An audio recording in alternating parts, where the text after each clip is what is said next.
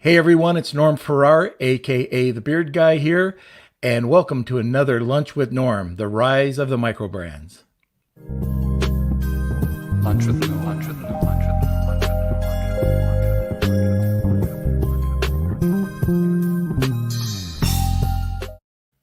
All right, we are broadcasting to you live on Facebook, YouTube, and LinkedIn. If you're watching a replay, just skip ahead. If you're watching on my profile page on Facebook, you can always go over to the fan page, which is Norm Farrar, aka the Beard Guy, where you're going to find a lot more video, content, highlights. So check it out. So Kelsey. Yes. What do we do? All right. Follow us on social media. We've got everything from Facebook, Instagram, YouTube, TikTok, even LinkedIn. All of the content that you see today will go right up to YouTube. So we have the full episode there and short clips available. And please subscribe to us as an actual podcast. We are on Apple, Spotify, anywhere you can find podcasts, you'll find Lunch with Norm. So, and like and share. Like and share. Yeah, smash those likes. Smash them. Smash those like buttons. All right, so just a quick note for those of you who don't know, I have a non-Amazon or non-online sales-related podcast called I Know This Guy, and it's completely different. It's talking to interesting people, the most interesting people I know, the most interesting people they know, and we kind of dig deep into their backstory, into their failures or hurdles, and into their success. So check it out. It's called I Know This Guy. It's on all podcasts, wherever you watch your podcasts. Yeah. All right. So I think that's it for today's updates. Anything else, Kels? Yeah. Just let us know where you're watching from. We'd love to know.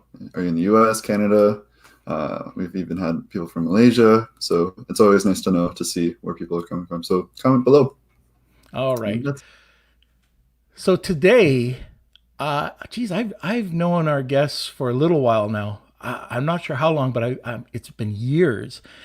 He's the co-founder of Outsource School. His name's Nathan Hirsch.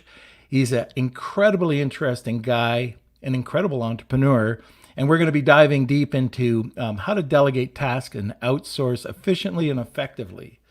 So if you have any questions, just throw them over in the comment section, and we'll get to them either during the show. Here's that tongue-tied thing again. This is the whole thing about live podcasting. There's no retakes. But anyways, throw them over in that content area and we will get to them. All right, sit back, relax, grab a cup of coffee, and enjoy the show. So, Nathan. Norm, how's it going? Good. How are you, sir? I'm great. Can't complain. How long has it been since we've known each other? Yeah, I'm trying to think. I mean, it's funny. I feel like I knew you remotely for a few years, virtually, and then we met in person for the first time years later, and then we've known each other for a few years after that. So I'm not sure how long it's been. Yeah, Accelerate, wasn't it? Yeah, that's for the first time we met in person. Yep. Yeah. All right. Say, why don't you tell everybody a little bit about yourself? Yeah, so I'm a longtime entrepreneur. I sold on Amazon starting when I was 20 for about 7 years. I started drop shipping back when you could drop ship and had a good amount of success there. And as I was selling on Amazon, I had to start hiring people. So I started off trying to hire college kids. That was a disaster. I tried hiring people in the US and I wasted a lot of money doing that. So a buddy of mine told me about the virtual assistant world, and I hired my first VA, my second VA, hired some great ones, hired some poor ones, learned a ton about hiring and working with remote teams. And once I actually mastered the art of hiring, my business scaled. I sold over $25 million on Amazon. I created a second business called Free Up that we scaled to 8 figures in 4 years with no office, no US employees, all virtual virtual assistants in the Philippines. And we were acquired at the end of last year. So going into this year, we started on this new project called Outsource School with the goal to teach our students how to master outsourcing, everything from how to hire A players to how to do it quickly, giving them access to our SOPs and an SOP library they can plug into their business, along with community coaching calls, support along the way to help them avoid issues, avoid turnover, and really be able to grow their business. So that's a short version of how I went from Amazon to Free Up to now Outsource School. We had Yale Kibley on yesterday, and she was talking about exit strategies. And I had a question for her, and just wondering what your take is on it. So, VAs, contractors, how does that affect your exit strategy? If somebody's going to be working with you as a VA, and so, VAs can be, at least the VAs that I have are very loyal. However, does that affect the valuation because they are not an employee? I mean, I think it helps the evaluation. I mean, your business is more flexible. You don't have people full time. You don't have an office that you have to pay for. I mean, obviously it's cheaper, which only helps the EBITDA. So, I mean, we didn't run into any issues. I felt like it actually helped the evaluation. I mean, I think the key to it is doing it right. I mean, the same people we hired in the first week of starting FreeUp were with FreeUp 4 years later and are still with FreeUp 9 months after we sold it. So we spent extra time making sure that they were taken care of along the way. It was obviously tough to part ways with them. That was probably the hardest part of selling FreeUp. And I know they missed us on some level too, but we actually took $500,000 from the sale and gave it to our internal team in the Philippines to make sure they were taken care of. We made sure their jobs were secure, their bonus or raise programs were in place. So we went a little extra mile to make sure they were taken care of because they were a big part in growing the business. But I think if you do it right, it only helps the evaluation. And I know we have a lot of students in Outsource school whose end goal is to sell their business, and they're scaling it with virtual assistants to help get there. Okay, just before we go any further, just wanted to give a couple shout outs here to Garrett in Kansas. Marina, I didn't know you were from Canada. I know that you're a loyal listener, so whereabouts in Canada? I'd like to know. I'm up and around Toronto. And Simon, thank you for listening. Oh, yeah, the crazy COVID England. Yep. So anyway, Simon, hopefully you hit us with a couple of questions. I know you do every episode. All right, so let's get started with talking about that entrepreneurial journey. What type of lessons have you learned along the way? So many. I mean, if you want to go, one of the first hard lessons that I learned, I really put all my eggs in one basket. I had this one supplier that I was drop shipping products from, and I was doing really well with them, and I didn't bother to get any other suppliers. Any suppliers that I was getting, I really didn't focus on them. I just kept that one. And even on the hiring side, I hired one person, and I taught them how to do everything, how to do all aspects of my business. And at one point, it was fantastic. I was crushing it with one supplier. I had one person running everything. I could sleep better at night. My business was growing. And then I go on my first vacation to get away from my business that I had started. And on the first day of my vacation, that employee quits on me and that manufacturer drops me in the same day. So I really lose everything and have to build up the entire business from scratch. But I learned a very valuable lesson about diversification. And when I built it back up, I focused on having lots of different suppliers and departmentalizing my hiring so that if someone quit, replacing them wasn't that big of a deal. And they weren't the last person to quit on me. And if a supplier dropped me, my business didn't just stop. So, I mean, that was a hard lesson that I learned early on, and probably one of the first wake-up calls that I had as an entrepreneur, that it's not going to be as easy as I think it is. Right. One of the things that I learned was very similar. I ended up doing exactly almost the same thing. Went on vacation, came back, and there was a meltdown. And one of the things that I learned, and we tried to do this goes back 25 years ago because I'm an old guy, but we tried to build our employees where they would have enough information about each other's jobs where there'd be a cover off. And our ideal situation is that I could go away for 2 weeks and there'd be no issues, which it actually worked out quite well. But also the employees, we paid them for 40 hours, but they only worked 4 days. And this way they could get a little bit more, they could just lie back, relax, built their loyalty a bit.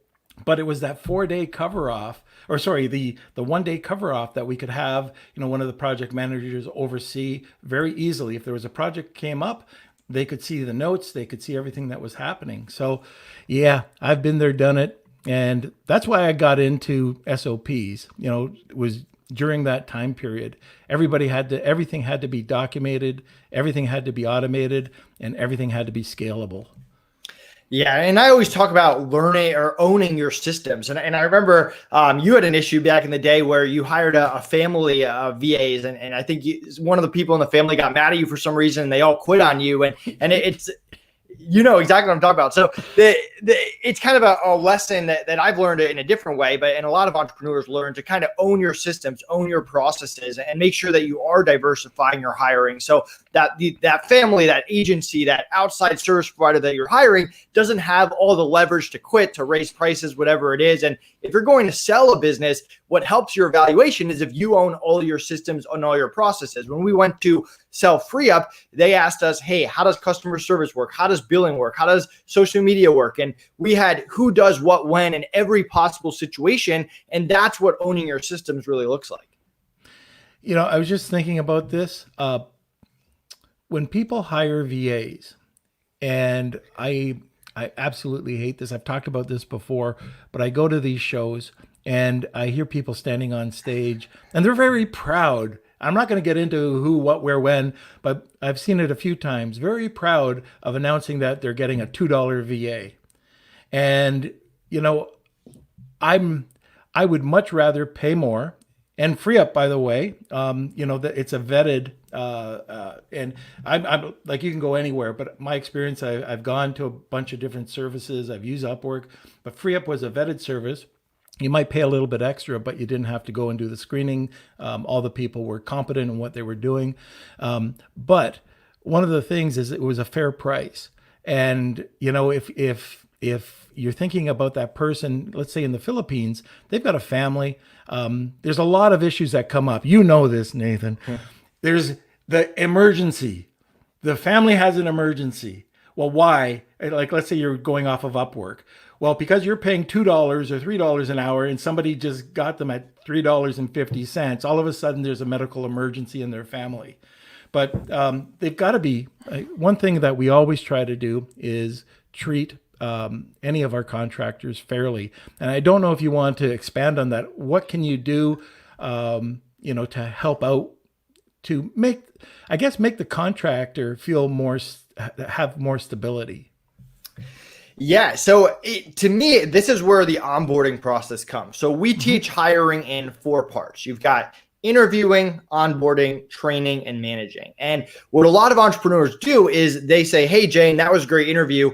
I want you to start on Monday. And what we teach people to do is say, hey, Jane, that was a great interview. I want to take you through a 20 to 30 minute onboarding process. We call it our SICK onboarding process, SICC. And I know you're in Outsource school, so you know this. But at the beginning of the onboarding process, we're going to discuss rates with them. We're going to make sure that they're 100% happy with the rate and try to dive a little bit deeper. If I'm offering Jane $4 an hour, I want to make sure she's 100% happy with $4 an hour. And even beyond that, I want to talk about bonuses and raises and what to expect, because if she's expecting to make 10 at the end of year 1 and I only give $1 raise every year, that's not going to blow up on me now, but that's going to blow up on me in a year. So I don't leave that meeting until I'm 100% on the same page.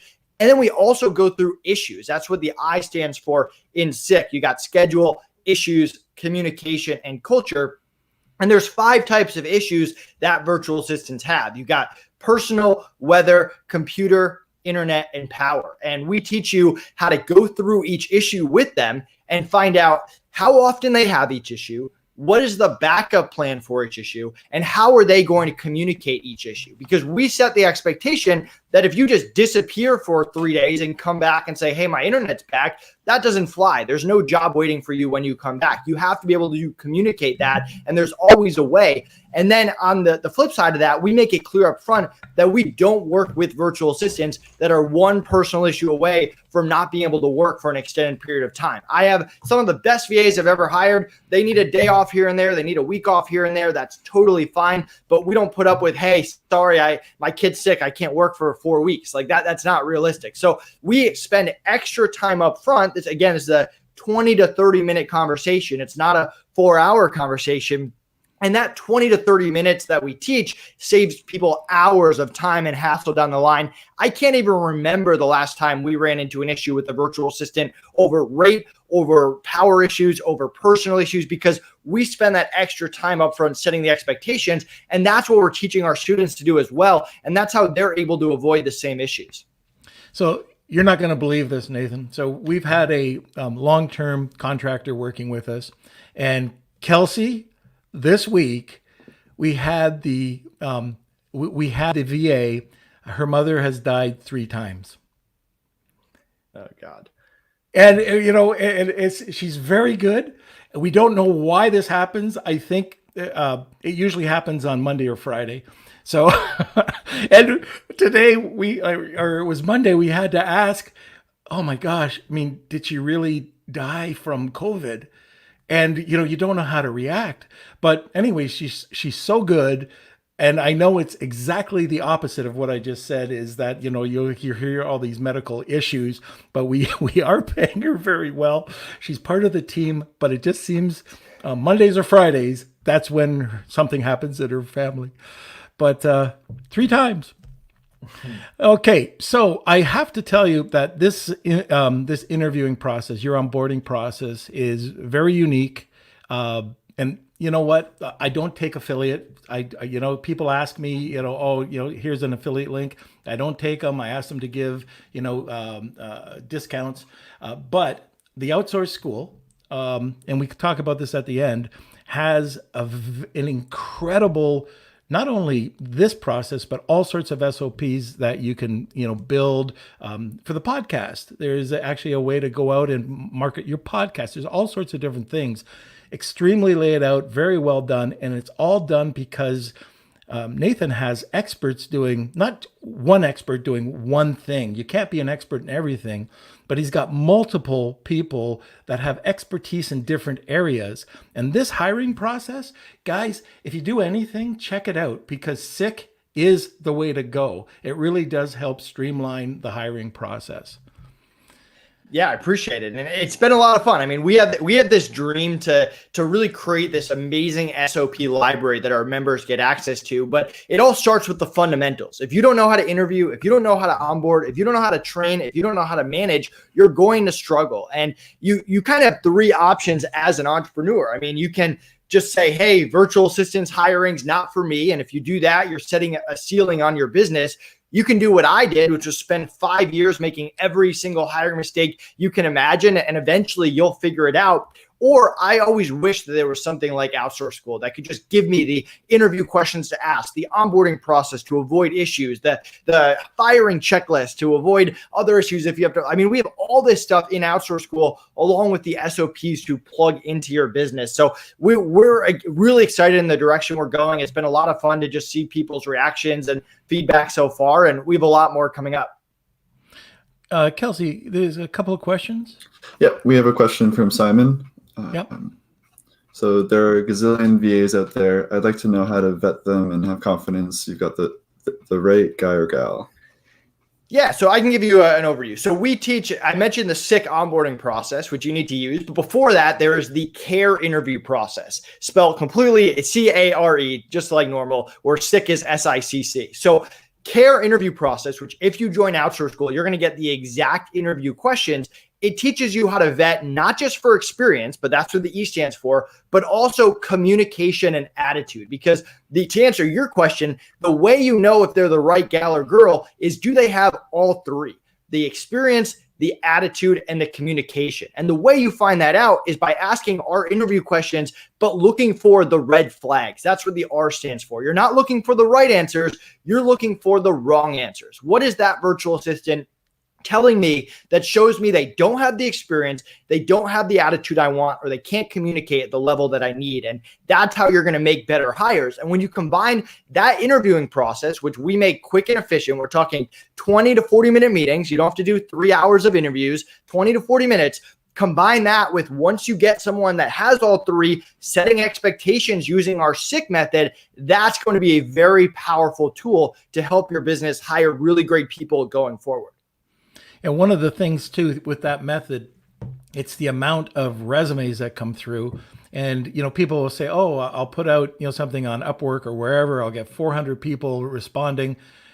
This method that Nathan uses, it'll just clear out all the people that can't follow instructions, which are probably 90% of the people. It'll just be the top 10%. And then you can move it over to the SICK process. 100%. And so each of the four parts has a purpose, right? The interview process, you want to see, do they have all three: attitude, communication, and experience? The onboarding is about setting expectations. So nothing pops up out of the blue later that you're not prepared for or the VA is not prepared for. The training is all about valuing your time at the highest level, owning your systems and processes, and being able to have the VA learn it without spending your time doing one-on-one training, which I call the training trap. We want to teach you to avoid that training trap. And then managing is all about getting the most out of them and reducing turnover, because reducing turnover kills businesses. So when you take our strategies and you implement all four, and you're able to hire great people that have the right expectations that are set, and train them quickly and own your own systems while keeping them motivated, getting the most out of them, and reducing turnover, that's how you can scale any business out there. You don't need a unique business idea. Think about how many Amazon sellers there are, marketing agencies there are, but think about how many good ideas there are out there that just fail because they can't hire, they can't retain the right people. So that's just the baseline of any business, making sure that you know how to interview, onboard, train, and manage. Just wanted to give a couple shout outs here. Hey, Michelle Venton, all the way from England. I remember, geez, it's been forever, but I do remember that dinner we had with the five of us in Vegas, and that was incredible. And that seems like it was a lifetime away. And Aiden, how are you? Thanks for joining again. Ecom VA Consultancy. Don't advertise on this podcast. We don't do that. So please don't put any ads up. Okay. Thank you. Okay. So next thing, let's talk about building cultural. Let's try this again without the tongue twisting. We want to build a performance-based culture remotely. How do you do it?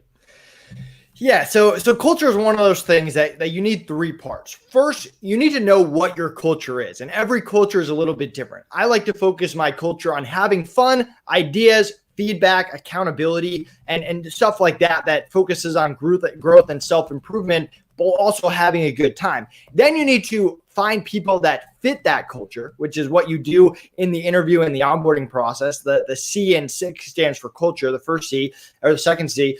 And then you have to have a way to hold that culture once you have the people in your business. And the way you hold the culture is by doing things like having on a Monday morning meeting, have everyone show pictures of their weekend, which we do. That's cool. Hey, yeah, and people get to laugh and enjoy and learn about each other. We do culture meetings every month. And actually, if you join the Outsource School newsletter, we just sent an email out today about that culture meeting, where we'll go through and do different activities to get to know each other. We'll share our values and share past stories on why there are values and get people to buy in, which is equally as important. And culture is something you need to work on every single month. You can't just say, hey, this is my culture, everyone follow it because I said so. You have to make people feel a part of it. So again, it's figure out what your culture is, talk to your business partner, talk to your team leaders, define that more. Find people that fit your culture and be comfortable turning people down no matter how talented they are if they're not a culture fit. And then do things over time in your meetings to make sure that you're having everyone maintain that culture over time and removing people that are not a culture fit. Do you know Jeff Sass? I'm not sure. We might have connected at some point. Jeff's a branding guru. He was on the podcast a few weeks back. And another tip that he gave us for internal to build that performance-based culture is get everybody on the same page and build a brand story. So everybody knows, exactly what the company is about. And it doesn't have to be long, but it is an actual kind of chapter out of a book. It might be 4 or 5 pages. So the process that he walks you through is really cool, where every person working on your team knows exactly where the company's coming from. Yeah, I mean, I love that. I think there's so much. I mean, we could talk about culture for an hour, and we have tactics that we teach at Outsource School. And actually, my business partner, Connor, is one of the best people about culture out there. So I definitely recommend it, just checking it out in there. And we've got a free trial you can check out. But yeah, I mean, culture is the foundation of our business. Like, we just don't work with people, no matter how good they are, if they're not a good culture fit. And if you've ever talked with someone on our internal team at FreeUp, which is still there, even though I don't own it anymore. Same thing with Outsource School. You'll notice that you have very similar minded conversations because we spend a lot of time making sure we're only letting people in that have that same culture, that care about customer service, that care about taking responsibility if they mess up. They care about ideas and feedback and listening to feedback. They're all built from the same mold. A lot of the VAs that I found, sometimes they don't have the equipment. So the speed, the internet. Are there some checkpoints that you would have with them or have them provide? And would you ever provide them with equipment? So we do not provide them with equipment. There's rare exceptions where I had a VA that worked with me for like 7 years and I've given them like a loan for the laptop, but I always go into that thinking I'm not going to get the money back. Like I wouldn't just go out and buy equipment. I mean, part of the vetting process that's in the interviewing that we give is what kind of computer do you have? How fast is it? How new is it? We want to know their typing speed. We don't work with people that are less than 40 or 45 words per minute. For internet, 5 to 10 MPS is very reasonable for the Philippines. Some can even be more. If they're less than 5, we usually don't hire them. And they need to have a backup because they can't just be one computer issue away from not being able to work for a month while their computer's at the shop. They have to have some other laptop or something in their house in case it goes down. So I would definitely recommend hiring people that already have that equipment. I would not provide it. It's a dangerous thing to start getting into. Right. And Vadim, that yes, there will be a replay. And Marina, this is a great question. Where do people start? So there are some things that I recommend doing before you even hire and before you even interview, I mean. And that is first understanding the difference between the followers, the doers, and the experts. So this is a key because you're going to have to hire all three at some point during your entrepreneurial journey. For the followers, this is what I call virtual assistants. When I say the word virtual assistant, I'm only talking about the followers. $5 to $10 an hour, non-US. They're there to follow your systems, your processes. If you don't know how to do something, you cannot hire a follower. Then you got the doers, the graphic designers, the video editors, the writers. You're not teaching someone how to be a graphic designer, but they're not consulting with you either. They're there to do that one task at a high level. And then you got the experts, high level consultants, freelancers, agencies. They're there to bring their own systems, their own processes to the table. So to start off hiring the followers, especially if you've never hired before, because if you make a mistake with the followers, it's a lot cheaper than if you make a mistake with the experts. And then it comes down to setting your budget. If you go to outsourceschool.com/VA calculator, there's a tool you can grab to help you do that. But you want to figure out how many VAs can you actually afford? That's step one. Can you afford someone for 5 hours a week, 5 hours a month, full-time, 3 VAs full-time? You want to understand that. And you have pure flexibility. No matter what your budget is, unless it's just no budget, you're going to be able to hire something. You just have to figure out how many hours can you actually afford each week or each month. From there, you want to create a list of 2 lists.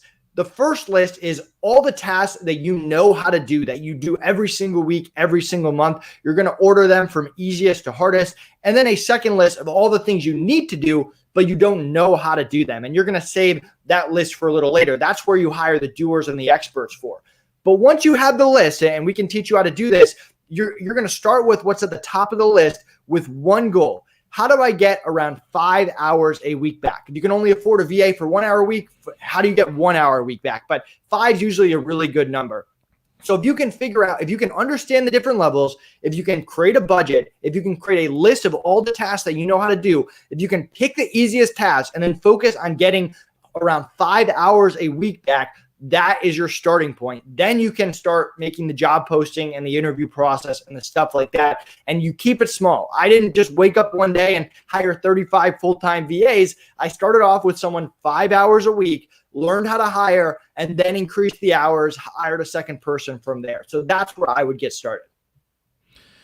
Yeah, it's as simple as take a look at those tasks. That most of the people here are Amazon sellers or online sellers. So if you've got a review, if you've got messaging, little things like that you do on a constant basis, if you're checking on your PPC numbers, on a regular basis, have that person just check them for you and maybe you could do a Loom video or do whatever. But it's so easy to do once you get it going. One of the well, Michael Gerber talks about this, the sales, the entrepreneur roller coaster, where you're the guy, or the person that has this passion for this product. Amazon, you've launched your brand. You get to the point where it's selling great. You want to move on, but you don't have 25 hours in a day. So you go and you hire somebody.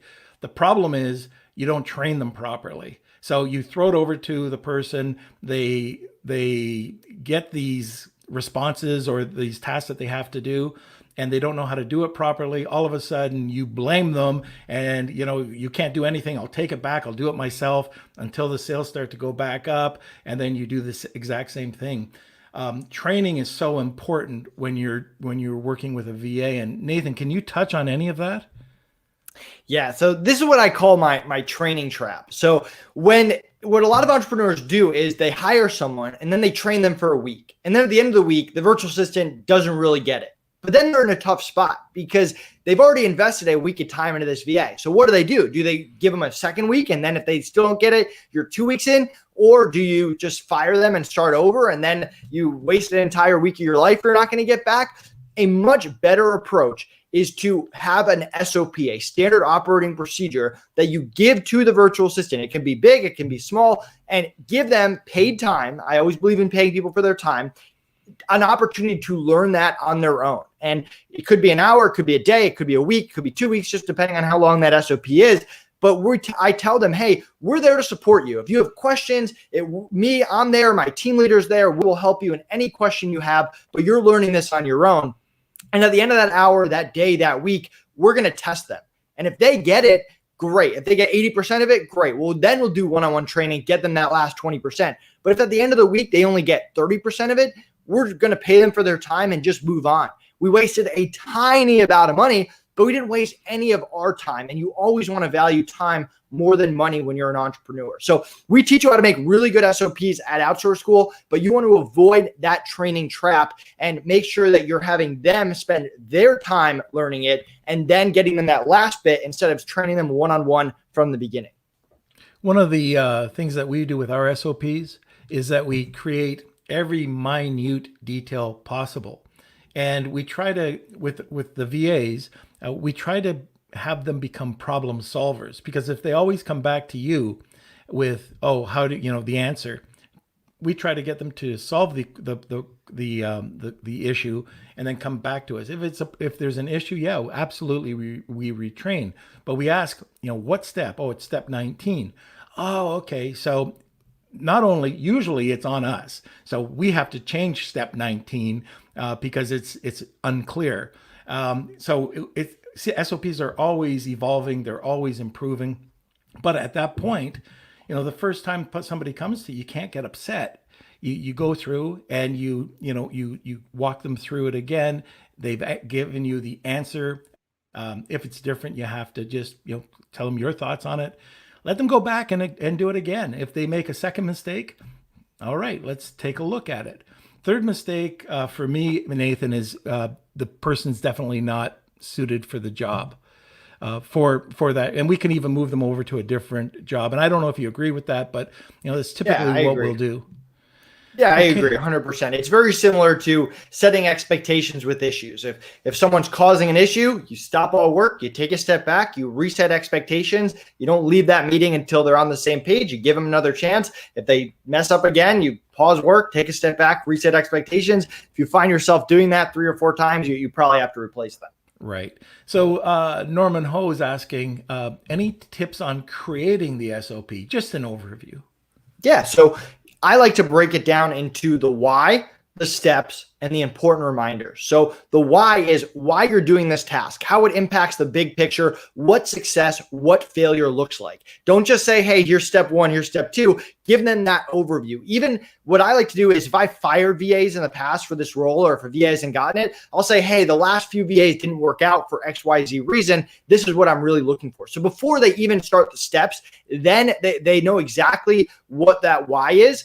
Then you've got the steps, the 1, 2, 3, 4, and we actually have a tool called Simply SOP that's included in Outsource School, or you can get it separately to help create and share SOPs. You should check that out. But you got the why, you got the steps, and then the important reminders. Don't take all the important stuff and hide it in step 10. Say, hey, do not email seller performance for any reason without my permission. Take all the important reminders and put them at the end so the VA cannot miss them. And that's going to save you a lot of issues down the line. So you got why, steps, important reminders. Okay. There's another question here from Simon. All right. All right, Yeah, what I does can that do that. So once you have the great gal on board, they fit the culture and have an awesome attitude. How do you motivate 5 or 6 months down the line? Yeah, so this comes into a bunch of different things. So one, you have to have a good bonus and raise program that's set out. It doesn't have to cost you a ton of money. It just needs to be structured, and we teach you how to do that. The second part of it is meetings. We have meetings with everyone. Each team has a meeting, and we do one-on-one meetings with each VA each quarter, where we use that as an opportunity to challenge them, give feedback, motivate them, and we give you the meeting templates at Outsource School. And the last thing is what we call our BARF method, which is a funny acronym, but it's what we use to manage, and that is buying in, appreciation, building relationships, and creating a family. So buying in, you want them to buy into the vision of your company, and we can teach you how to do that. Showing appreciation is thanking them for the hard work. People, don't be that client that only talks to the VA when they mess up. Building relationship is actually getting to know the VA on a personal level, and creating family. And if you hire from the Philippines, you know they're all about family, is getting them to like the other people in the team. And those are the things that are going to motivate them when you combine it with consistent meetings and a good bonus and raise program. It's also going to reduce turnover. Okay. Tony's got a question, I think. Yeah. Okay, so he says, Nathan, great to see you again. Do you pay VAs in local currency or USD? It is better to find local job sites versus international platforms like FreeUp, Fiverr. I pay them in USD. So that's just me. There's lots of different payment processors out there, Payoneer or PayPal, stuff like that. I've always paid in US dollars. I've never had an issue. I'm biased. I built FreeUp. I still love FreeUp. I'm not sure if I'm the best person to go on record on that. But I mean, there's plenty of places that you hire a VA. And if you use our hiring process, you don't have to go to FreeUp. You can go to Upwork, you can go to Facebook groups, you can go wherever you want and use the same systems. It's the same systems will work no matter where you hire from. Then it just becomes how good of an applicant does that marketplace get. Right. What are some of the biggest mistakes people can make when they're hiring a VA for the first time? Not doing onboarding is probably one of the biggest ones, which we talked about, and also not having consistent meetings. Usually if people say, hey, I'm having issues with my VAs, my first 2 questions are, how did you onboard them and how often are you having meetings? And usually they haven't met with their VA in a while. They didn't onboard them. The other thing is just communication channels, only using email or only using Viber and not having a Slack or a Skype set up that you can consistently communicate with. Outside of the tools that you're providing in Outsource School, are there any other tools that work well or you should have when you're working with VAs? Yeah, I mean, we keep it very simple, very basic, and we run pretty big teams. So we use Trello, we use Slack, we use Jira for developers, we use Viber and WhatsApp for emergencies, and that's really it. I mean, we use Simply SOP, our software, and those can together run our entire VA teams. And you can get more complicated than that. There are tons of paid tools out there, but the truth is you can run very good, very efficient, very large teams for very big businesses with a lot of free or inexpensive tools out there. Yeah, and you've proved it. You've built an 8-figure company with pretty much all VAs, right? Or right, all VAs. And free or cheap tools. Yeah. All right, so, okay, we have another question here. Yeah, so we have two more left. Okay. Over here. So this one's from Ecom VA Consultancy. Okay, next question is that what VA companies, what do you have to check for clients? Some clients get some work and then they go away. What kind of thing do you do for that kind of thing? So I guess when the clients leave shortly after. Sorry, I'm not sure I understood that question. Yeah, I think I guess it's. Okay, next question. When VA companies have to check for clients, some clients get some work and gone away. What things you have to do for that kind of thing? So maybe I'm not sure. comes Yeah, in. sorry, I'm confused on that too. Do you mean if a VA goes away shortly? So if you could just clarify that, and we'll get back to that. And there's one more from Norman right here. So any specific software you'd recommend to manage VAs and make sure the tasks are getting done? He's going to be biased on that. Yeah. I mean, we use, so Simply SOP doesn't do any project management software. It's strictly for creating SOPs. So we use Simply SOP for the software, and we use Trello and Slack for the communication and the project management. Okay, so that does it for the questions. Any other people have any questions for Nathan? Put them in the comment section now. Nathan, is there anything else that you can tell us about hiring VAs effectively, more efficiently? Yeah, I mean, I could talk for hours about this. I think one of the biggest things is getting people in the mindset that you don't have to hire full time. You can start with 5 hours a week, but you do have to hire. If you don't learn how to hire, if you're only focused on learning marketing, learning Amazon, learning finances, you're going to be held back. Hiring should be one of the first things you learn how to do. It's going to help you accelerate every business you start for the rest of your life. And I'd love to help anyone that wants to learn from me, learn from Connor, and be a part of our community. Yeah, once you get a feel for it, like people have asked me about launching businesses, and so, oh, you launched a business, you launched another business. It's great partners, but it's also having these processes in place where you could just launch. Like over COVID, I think we've launched 2 businesses and 2 podcasts. So the only way we could do it is having something automated and scalable. And it's everything that Nathan's teaching. So anyway, we're pretty much at the end of the podcast. Nathan, how do people get a hold of you? Yes, go to outsourceschool.com. You can use coupon code LWN10. We'll save you 10% on Outsource School. You can even grab a free trial. You can schedule a call right with me or my team. And you can always follow me on any social media channel as well. So outsourceschool.com, coupon LWN10 saves you 10%. So just to let everybody know, I've been doing this for 25-ish years, and I wanted to check it out. I did check it out. It's incredible. The quality, the cheat sheets, everything about it. The videos, extremely high quality. Just give it a shot. Again, I don't have any affiliation. There's no affiliate code. You get a 10% discount. Check it out. I would highly recommend any Amazon seller to check it out, or online seller. So, hey, Nathan, thanks a lot for being on the show today. Thanks for having me. Hopefully I can come back again at some point. You definitely can, if you'll accept the invitation.